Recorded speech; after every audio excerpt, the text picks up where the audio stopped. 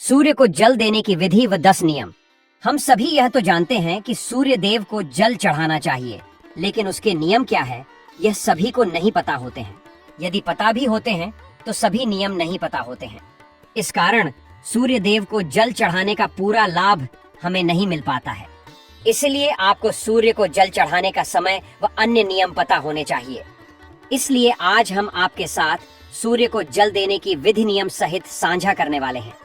इससे आपको सूर्य को जल चढ़ाने के नियम क्या होते हैं और उस समय आपको किन किन बातों का ध्यान रखना चाहिए इसके बारे में जानकारी मिल जाएगी। सूर्य को जल चढ़ाने का सही तरीका। सूर्य देव को जल चढ़ाने के मुख्य रूप से 10 नियम होते हैं। यदि कोई व्यक्ति सूर्य देव को जल चढ़ा रहा है तो उसे इन 10 नियमों का पालन करना आवश्यक होता है। यदि कोई चीज विधि पूर्वक की जाती है तो आपको उसका संपूर्ण लाभ देखने को मिलता है। इन नियमों में सूर्य को जल देने का सही समय, सही मंत्र दिशा इत्यादि के बारे में जानकारी निहित है। इसलिए अब हम आपके सामने एक एक करके सूर्य को जल देने के नियम रखने जा रहे। आइए जाने इनके बारे में।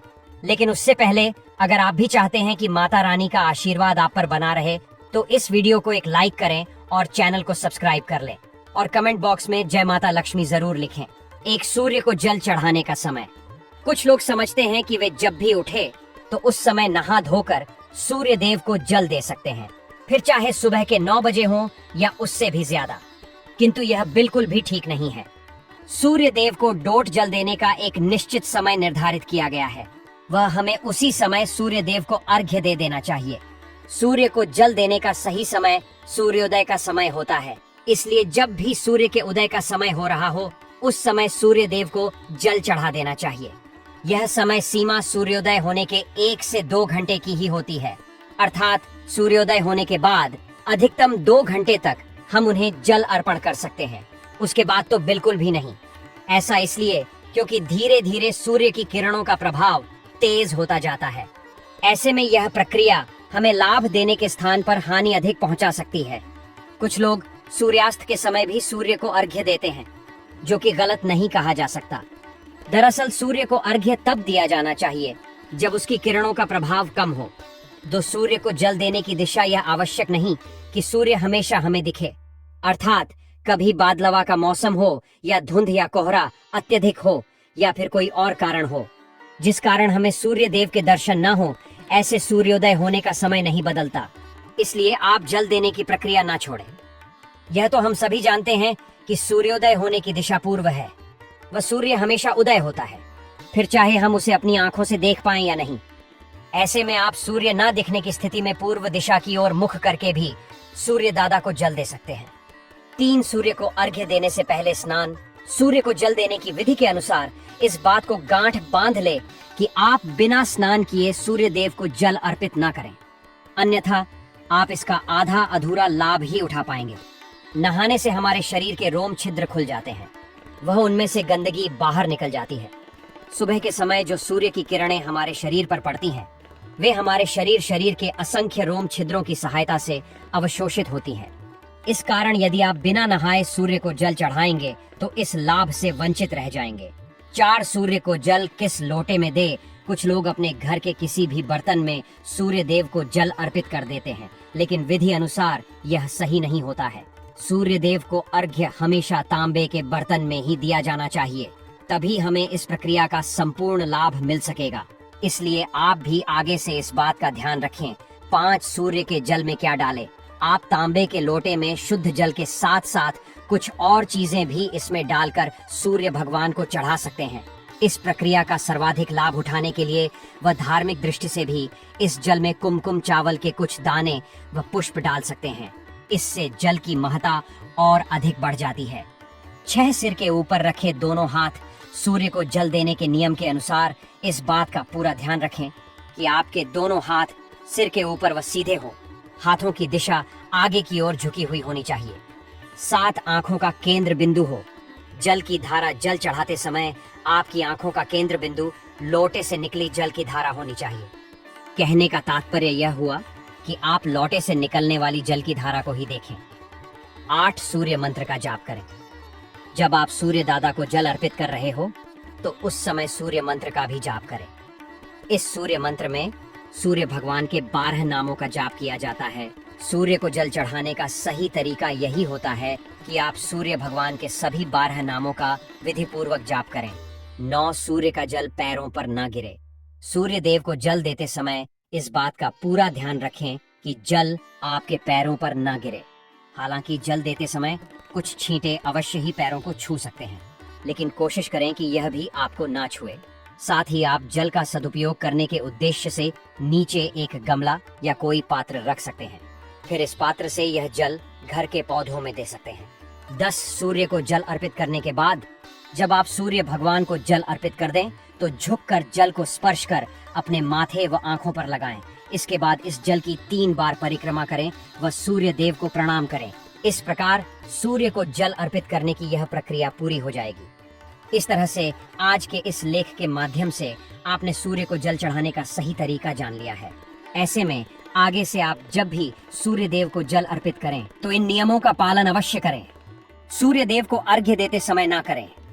यह गलतियां एक सुबह के समय अगर आप सूर्य देव को जल का अर्घ्य देते हैं तो इस बात का विशेष ख्याल रखें कि अर्घ्य देने का समय लगभग एक ही हो। 2. अगर आपने अर्घ्य देना शुरू किया है तो इस नियम को किसी भी स्थिति में तोड़े नहीं। अगर भूलवश सही समय पर कभी अर्घ्य ना दे पाए तो क्षमा याचना करते हुए जल में रोली डालकर सूर्य देव को जल चढ़ा। 3 अर्घ्य देने के लिए बासी जल का इस्तेमाल आपको नहीं करना चाहिए। 4 अर्घ्य देते समय आपको सूर्य देव के मंत्र उघनी सूर्याय नमः का 7 बार जप अवश्य करना चाहिए। 5 सूर्य देव को पूर्व दिशा में ही हमेशा जल चढ़ाएं। 6. अगर संभव हो तो जल में कुमकुम और लाल फूल अवश्य डालें। अगर यह चीजें उपलब्ध नहीं है तो कम से कम जल में अक्षत यानी चावल अवश्य डालें। 7 अर्घ्य देने के बाद सूर्य देव का ध्यान करते हुए चारों ओर परिक्रमा आपको करनी चाहिए। 8. सूर्य देव को जल का अर्घ्य देने वालों को रविवार के दिन आदित्य हृदय स्तोत्र का पाठ भी करना चाहिए। इससे सूर्य देव प्रसन्न होते हैं। 9 अर्घ्य देने वालों को मांस का सेवन करने से बचना चाहिए।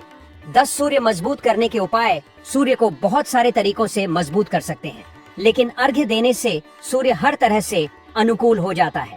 सूर्य को देखते हुए जल चढ़ाने को अर्घ्य देना कहा जाता है। इससे सूर्य के साथ साथ सभी 9 ग्रह मजबूत हो जाते हैं। मात्र सूर्य को अर्घ्य देने से जीवन की लगभग हर समस्या का समाधान किया जा सकता है। सूर्य देव को अर्घ्य देने की परंपरा बहुत पुरानी और फलदायक मानी जाती है।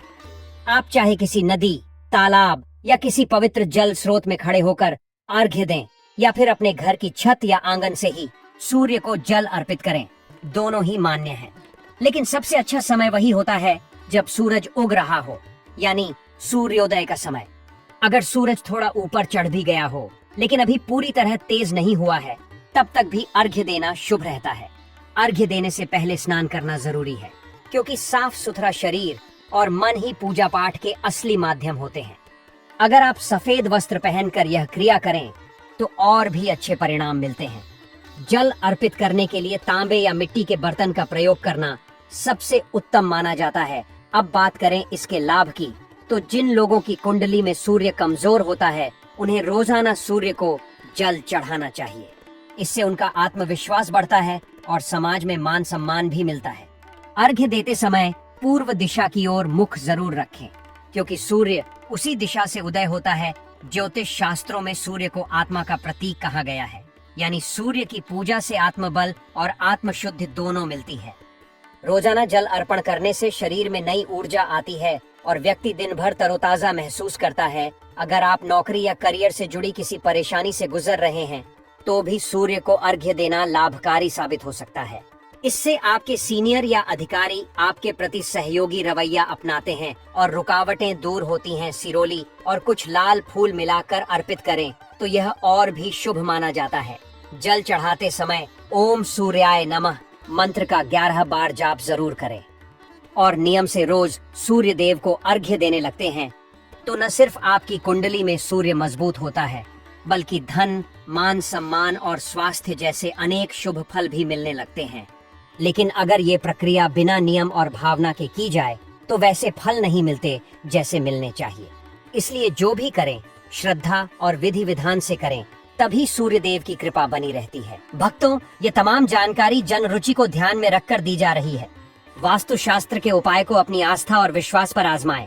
हमारा चैनल इस वीडियो के द्वारा किसी भी प्रकार का कोई दावा नहीं करता है।